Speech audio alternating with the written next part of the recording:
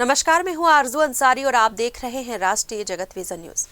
बालोद जिले में सरकारी धान से भरे ट्रक की चोरी का अनोखा मामला सामने आया है।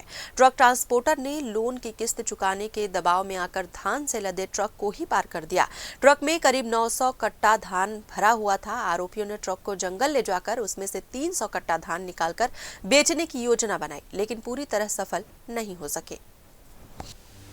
पुलिस के अनुसार घटना 16 जनवरी की है। मुख्य आरोपी नेतराम देवांगन का खुद का ट्रक है और वो लोन की किस्त नहीं चुका पा रहा था।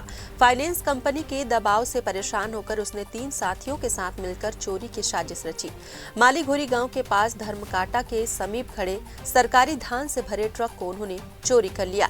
ट्रक चोरी करने के बाद आरोपियों ने उसमें लगा जीपीएस सिस्टम तोड़कर फेंक दिया ताकि उनकी लोकेशन ट्रेस न की जा सके।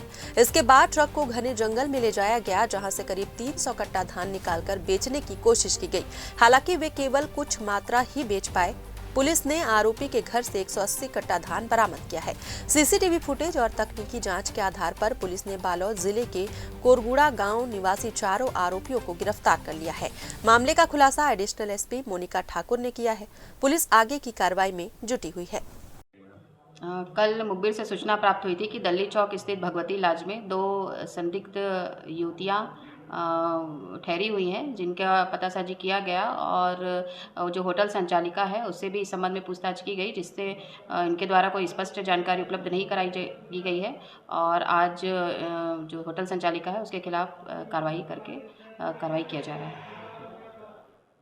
फिलहाल इस खबर में बस इतना ही। देश प्रदेश की खबरों से अपडेटेड रहने के लिए हमारे चैनल को सब्सक्राइब करें और नए खबरों के नोटिफिकेशन के लिए बेल आइकॉन जरूर दबाएं। नमस्कार।